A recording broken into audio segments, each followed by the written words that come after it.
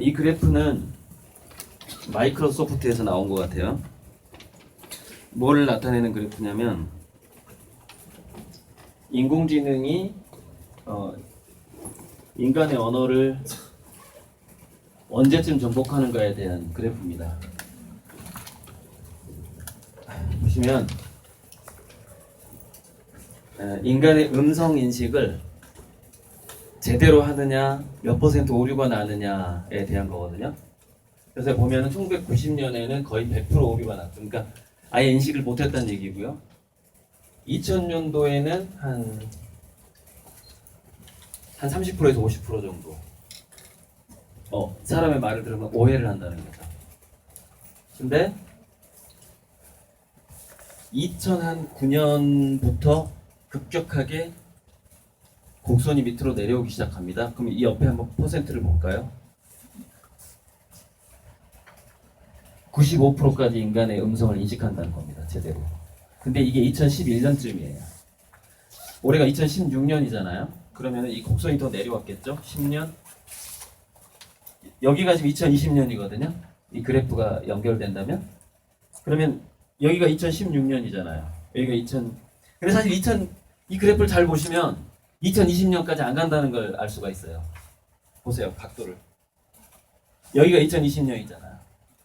대략 이 속도라면 2018년쯤에 컴퓨터는 인간의 언어를 완벽하게 이해하는데 몇 개 국어요?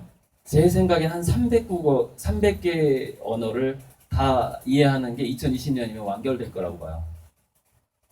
지금 이미 세계 여행을 다닐 때 아무 불편함이 없습니다. 외국의 간판을 번역해주는 사진으로 번역해주는 앱도 나와 있고요. 그 다음에 동시 통역을 해주는 기능도 휴대폰에 지금 들어갈 수가 있어요. 이미. 그래서 아무튼 이 속도라면은 99.99%까지 전 세계 모든 사람들의 말을 이해하는 게 아무튼 2020년 전에 온다는 거죠. 이 곡선이 뭐 조금 이렇게 바뀔 수도 있죠. 갈수록 어려워질 수 있으니까. 어쨌건 2020년 내에는 정복이 된다는 거죠. 그러니까 AI가 인공지능이 완벽하게 한국어든 영어든 전부 다 이해하고 전부 다 동시 통역을 할 수 있고 심지어 사투리까지. 그러니까 우리나라에 그 팔도 사투리가 있잖아요. 사실 우리도 제주도 사투리 못 알아들어요. 근데 인공지능은 그걸 알아들을 수 있죠. 제주도 사람들의 문서라든가 그 제주도 사람들이 서로 전화 통화하는 거를 공부를 할 수가 있으니까 동시다발적으로 공부할 수가 있죠. 공부할 수 있는 속도하고 분량 자체가 워낙에 빠르니까요. 인공지능. 그러니까 이세돌과 대결했던 알파고가 이세돌이 하루에 3번 바둑 연습을 할 때 알파고는 3000번 했다잖아요. 하루에. 그래서 제가 이세돌하고 알파고하고 붙을 때 이세돌이 한 번쯤에 이길 거라고 예측을 했어요. 며칠 전에. 정말 딱 한 번 이기더라고요. 근데 저는 첫 판을 이길 거라고 예측을 했어요. 왜냐면 첫 판을 이기고 근데 이제 첫 판에 이제 이세돌이 방심을 한 거죠. 그래서 창의적인 바둑을 두지 않았던 거예요. 그냥 평균적인 바둑을 둔 거죠. 근데 평균적인 바둑은 알파고가 너무나 잘 알고 있었던 거예요. 그래서 3번째인가 4번째인가 한 번 이긴 거죠. 그때 이제 굉장히 파격적이고 창의적으로 뒀기 때문에 어쨌건 저는 한 번밖에 못 이길 거라고 생각을 했어요. 그래서 이제 한 몇 개월이 지났잖아요. 이세돌 알파고 싸우고 나서 몇 개월 만에 알파고의 성능은 훨씬 좋아졌기 때문에 이제는 절대 이세돌이 이길 수가 없다는 겁니다. 그래서 뇌과학을 연구하는 박문호 박사는 이렇게 얘기해요. 인공지능을 한 번 이겨본 최초이자 마지막 인류가 이세돌이라고 얘기합니다. 더 이상 이길 수 없다는 얘기잖아 앞으로. 근데 이제 그렇게 어떤 인공지능이 나 이제 이거 마스터했어 라고 얘기하는 영역에서는 일단 인간은 이길 수가 없어요. 근데 지금 이 도표는 뭐냐면 일단 언어는 완벽하게 마스터를 한다라는 걸 의미합니다. 2020년 전에 인공지능이. 그럼 우리 아이들은 과연 외국어를 공부할 때 어떤 관점으로 무엇을 염두에 두고 공부를 해야 될까요? 영어를 잘해서 영어를 잘하면은 좋은 직장을 잡을 수 있다는 관점으로 가면은 실패합니다. 어떻게 해야 되냐면 외국어를 공부하는 이유는 그 외국 땅 어딘가에 오지에 들어가서 문명을 한 번도 접하지 못한 사람들을 만나기 위해서 배우는 겁니다. 즉 현장 체험을 할 때 현장에서 직접 그 문화들을 체험하고 그 사람들의 관계가 우리 한국인들의 사회와 어떻게 다른지 그런 것들을 직접 체험을 하기 위해서 보조적인 수단으로 왜 보조적인 수단일까요? 거기 갔는데 이럴 수가 있잖아요. 휴대폰이 고장 날 수가 있잖아요. 이게 완벽하게 통역을 해주는데 갔는데 갑자기 벼락을 맞은 거야. 휴대폰이. 이거 어떡할 거예요? 다시 올 거예요? 한국하고 다시 미국으로 갈 거예요? 거기서 기본적으로 그런 상황에는 그 나라 언어를 할 줄 알아야 될 거 아닙니까? 안전장치죠. 그래야지 그 상황을 헤쳐나가고 임무를 완수할 수 있겠죠. 그러니까 앞으로의 공부는 인간의 몸이 그 현장에 직접 들어가지 않으면 무용지물이 됩니다. 그게 뭐냐면은 예측 불가능성을 얼마만큼 체험했느냐. 예측 불가능성은 카오스, 혼돈, 자연. 그러니까 우리 인간도 자연의 일종이에요. 생물이니까. 인간과 인간 관계에서 일어나는 혼돈의 체험. 그 다음에 자연계 날씨가 변하면서 일어나는 혼돈의 체험. 기후가 다른 지역에 갔을 때 전혀 우리가 보지 못하던 곤충과 식물, 동물을 발견했을 때 그리고 그것들 사이의 어떤 혼돈들 그런 것들을 체험해야 되는데 그게요. 그런 걸 예전에 아주 체험하면서 살던 사람들이 있었죠. 원시 부족 사회에서 사냥을 하던 사냥꾼들이에요. 채집을 하고 수렵 채집의 시대죠. 그러니까 이렇게 된 겁니다. 현재 여기 계신 분들의 의사와 상관없이 인류의 문명이라는 것이 이성을 발달시키는 과정으로 쭉 왔잖아요. 왔는데 원래 발명을 잘하는 사람들은 누구냐면요. 게으른 사람들이 발명을 잘한대요. 근데 게으르고 영리한 사람들이 발명을 잘한다는 겁니다. 이거 좀 편하게 하고 싶은 거죠. 그래서 우리 인류의 역사상에 게으르고 영리한 사람들이 항상 있어 왔어요. 그러니까 부지런하고 멍청한 사람들의 의사와 상관없이 게으르고 영리한 사람들이 계속해서 뭔가를 그다음 영감이 좋은 사람, 창의력이 좋은 사람들이 계속해서 과학기술을 발전시켜 버린 거예요, 그냥. 그래서 어느새 어떤 상황이 됐냐면 그 게으른 사람들은 뭔가를 발명하고 개발을 할 때 편리성을 추구를 한 거죠. 근데 그 편리성을 추구하다 보니까 이제 귀찮은 거 계산하기가 싫어졌죠. 그래서 컴퓨터가 계산을 하기 시작했어요. 그러다가 복잡한 문제를 판단하는 것도 힘들어. 그래서 상당히 복잡한 것까지 판단할 수 있게 된 거죠, 인공지능이. 근데 그렇게 되고 나서 그러면 그 게으르고 영리하고 돈이 많은 부류의 사람들은 복잡한 것까지 이제 생각까지 대신해주는 인공지능을 만들고 나서 뭐를 할까요? 휴가를 가겠죠. 저기 뭐 이렇게 몰디브 이렇게 바다가 파란 이런 데 가서 놀겠죠. 왜냐면 이미 돈을 많이 벌어놨잖아요. 그런데 그런 사람들이 세상을 이끌어 나갈 때 쫓아갈 수밖에 없는 대다수의 사람들은 어떻게 됐을까요? 그 대신 생각해주는 인공지능, 대신 일해주는 로봇이 나오는 바람에 일자리가 사라지기 시작한 거죠.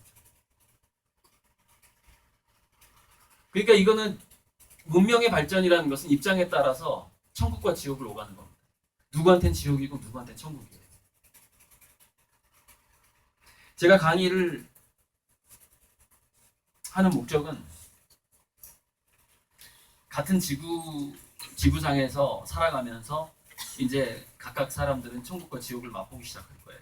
지금까지와는 전혀 다른 방식의 어떤 고통과 좌절감과 일 자체가 인간에게 주어지지 않는 그런 시대가 지금 오고 있다는 거죠. 그때 우리 애들은 어떻게 행복할 수 있을까에 대해서 심각하게 고민해야 되는 때가 왔고, 현실적으로 이 공교육에서 우리 아이들의 미래를 보장해주지 못할 때, 공교육이, 그럼 그 책임은 가정으로 돌아가게 되고 그 가정에서 엄마한테 돌아가게 될 거예요. 대부분 엄마들의 어깨가 너무 무거워졌다는 거죠 지금. 그래서 아무튼 1부, 2부에 걸쳐서 얘기를 해볼 건데, 제가 서두에 외국어를 공부하는 목적이 그 현장을 체험하기 위해서 공부한다고 제가 말씀을 드렸는데, 인공지능이 급속도로 발달을 하면서 아직 우리 인간을 따라오지 못하는 게 뭐냐면 몇 가지가 있어요. 즐길 수 있는 능력하고, 그래서 이세돌이가 마지막에 지고 나서 뭐라고 인터뷰를 했어요. 인간은 바둑의 아름다움을 알고 둔다는 점에 위로를 하고 있다. 이 얘기를 했거든요. 아름다움을 인식하고 의미를 부여할 수 있다는 것이죠. 그 다음에 즐길 수 있다는 거예요. 그게 인공지능과 인간의 지금, 물론 인공지능이 언젠간 그렇게 될지는 모르겠어요. 근데 또 하나가 뭐냐면, 여기서 몇 가지가 나오죠. 의미부여. 의미부여라는 것은 스토리텔링이에요. 일종의. 그래서 스토리 그러는 거예요. 즐길 수 있다라는 거, fun, 엔터테인먼트, 예체능이 많이 포함되어 있죠. 그러니까 뭐 재밌는 이야기를 쓰는 것도 fun의 일종이고, 문예체가 많이 포함되어 있는 거죠. 거기에는 즐기는 거. 또 하나가 인공지능이 잘 못하는 게 뭐냐면 고도의 손기술이에요. 고도의 손기술. 또 하나는 오지를 체험할 때 인간이 경험하는 것처럼 그렇게 종합적으로 경험하기가 어려워요. 컴퓨터는. 그래서 앞으로는 더욱더 우리 아이들이 현장에서 일자리를 찾아야 되고 창의성을 습득을 해야 됩니다. 교실에서는 해결이 안 돼요. 교실에서는. 특히 좁은 데서는 더 안 돼요. 넓은 데로 나가야 되고 혼돈스러운 데로 나가서 부딪혀야 돼요. 아이들이. 그래서 저는 조금 산만한 아이라면 과감하게 홈스쿨링을 시키라고 합니다. 왜냐하면 책으로 그 아이가 학습할 수 있는 조건이 굉장히 불리한 조건이에요. 그 아이한테는. 그리고 산만한 아이들이 몸으로 부딪혀가면서 넓은 곳에서, 교실이 아니라 현장과 자연에서 자기의 창의성을 길러나갈 때 그 아이들이 10만 명을 먹여 살리는 천재가 될 가능성이 많아요. 앞으로 교실에서는 천재가 나오기 어렵습니다. 책을 공부하는 속도는 이미 현재 컴퓨터가 인간의 수백만 배. 그래서 왓슨이라는 슈퍼 컴퓨터가 퀴즈 대회에서 우승을 한 거고요. 그래서 굉장히 다양한 환경 속에서 환경을 접하면서 아직까지 인공지능은 뭔가를 융합해내는 능력이 약하니까 바로 그 융합 능력. 그래서 예전부터 T자형 인재 했던 게 그거예요. 전공을 하나만 해서는 안 된다는 거예요. 앞으로 제가 봤을 때 전공을 5가지 정도를 해야 됩니다. 인간이. 3가지도 약해요. 이제 예전에는 전공을 한 3개쯤 하면은 상당히 리더급이 될 수 있었는데, 그것이 기업이 됐든 정치가 됐든 간에 이제는 5분야에서 어느 정도 정통한 지식을 가져야 돼요. 그런 의미에서 사실은 독서의 능력이라는 것이 상당히 또 중요합니다. 그러니까 인공지능이 책을 읽는 능력이 인간보다 수백만 배가 뛰어나지만, 인공지능은 어떤 특정 분야를 딱 정해놓고 거기에 있는 모든 텍스트를 읽는 방식으로 공부를 한단 말이죠. 근데 인간이 도서관을 돌아다니면서 책을 읽는 방식은 다양한 분야를 조금씩 보면서 이렇게 체험을 한다는 거예요. 그래서 인공지능이 텍스트를 공부하는 방식과 인간이 공부하는 방식이 다른 거예요. 그래서 여러분, 아이들이 이런 얘기를 하지 마세요. 아이들한테 절대 앞으로. 너 책 한번 보기 시작했으면 끝까지 다 봐야지 이런 얘기 하지 마세요. 책을 조금씩 건너뛰면서 보는 게 앞으로는 훨씬 유리합니다. 수박 겉핥기지만 그것이 초등학교 때 그렇게 했던 것이 중고등학교, 대학교에 갔을 때 다양한 전공을 깊이 있게 할 수 있는 바탕이 되는 거예요. 그리고 뭐 학원 다니고 할 때 너가 다니고 싶은 학원인데 왜 벌써 그만두려고 그래? 이런 얘기도 하지 마세요. 일주일을 다니니까 한 달 회비를 냈는데 일주일 다니고 얘가 그만두겠대. 3주 회비가 아깝잖아요. 그래서 한 달은 다녀야지 이렇게 얘기하거든요, 엄마들이. 그런 거 하지 마세요. 3주를 과감하게 포기하세요. 아이들이 호기심이 있는 체험을 굉장히 빠른 속도로 해나가야 돼요. 왜냐하면 10살이 넘어버리면 습득, 그 아이가 종합적으로 습득할 수 있는 두뇌의 시냅스의 유연성이 현격하게 떨어집니다. 10살이 넘어버리면. 15세가 넘으면 또 한 차례 떨어져요. 25세가 넘으면 25세나 35세나 비슷해져 버려요. 그렇게 두뇌의 그 가소성이라는 것은 늙어 죽을 때까지 물론 있지만 두뇌 전반적인 그 유연성이라는 것은 분명히 때가 존재를 해요. 그래서 원래 10살까지는 넓은 공간에서 다양한 체험을 할 수 있는 데서 키우는 게 좋고, 정상적인 아이, 보통 아이일 경우에 초등학교 5학년 때부터나 도시 환경에 어울린다는 거예요. 그 어떤 맹모 삼천 지교를 한다고 봤을 때 아예 뭐 시골에서 강아지 병아리 염소 끌고 다니다가 초등학교 5학년 때 전학을 와야 되는 거예요. 일산으로. 일산으로 온다면 어떻게 해야 돼요? 여기서 막 해가지고 이제 국제중 특목고를 보내야죠. 아무튼 이게 국제중 특목고의 문제가 이런 거예요. 더 유연하게 대처를 합니다. 좋은 학교일수록. 그게 핵심이에요. 그러니까 일반고의 학부모 생각을 해보세요. 일반고의 학부모 요구가 있어요. 그 다음에 특목고의 학부모의 요구사항이 있어요. 그리고 선생님들은 계속해서 소통을 해요. 근데 특목고의 학부모가 아무래도 사회적인 위치가 좀 첨단 정보를 받아들일 수 있는 위치에 있는 사람들이 더 많죠. 그러다 보니까 특목고의 입시 제도부터 인공지능 시대에 더 잘 적응할 수 있는 아이들을 뽑는 식으로 급격하게 바뀌어버려요. 그리고 그 학교의 커리큘럼 자체가 일반 거보다 더 빨리 미래를 대비하는 쪽으로 바뀝니다. 그래서 여전히 명문대라는 것이 효용성을 갖는 거예요. 그러니까 스카이 대학이 더 빨리 바뀌려고 더 많은 돈을 투입을 하고 새로운 교수를 영입할 확률이 더 높다는 거예요. 그래서 여전히 명문대는 명문대인 거죠. 안타까운 일입니다.